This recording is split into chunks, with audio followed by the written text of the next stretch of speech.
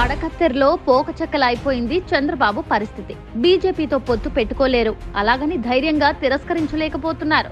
అందుకని చంద్రబాబు పరిస్థితిని గమనించిన ఎల్లో మీడియా రివర్స్ లో రండి మాట్లాడుకుందాం అనే హెడ్డింగ్ పెట్టి పెద్ద స్టోరీని అచ్చేసింది. అందులో ఏముందంటే టీడీపీతో పొత్తుకు బీజేపీ వెంట పడుతోందన్నట్లుగా ఉంది. పొత్తులపై గతంలోనే లోకేష్ తన వైఖరిని స్పష్టం చేశారట.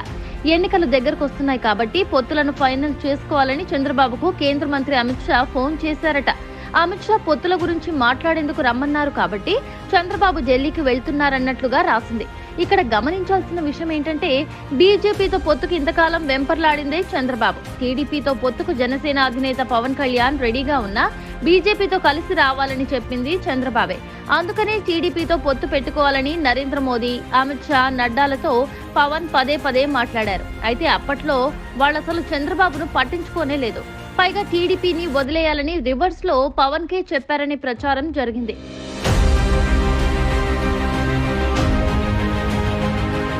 చంద్రబాబు పరిస్థితి ఎలా తయారైందంటే బీజేపీ లేకుండా పవన్ తో మాత్రమే పొత్తు పెట్టుకునే ధైర్యం చేయలేకపోతున్నారు. అలాగని బీజేపీని కలుపుకొని వెళ్లలేకపోతున్నారు. బీజేపీ నుండి జనసేనను విడదీస్తే పర్యవసానాలు ఎలాగుంటాయో చంద్రబాబుకు తెలియంది కాదు.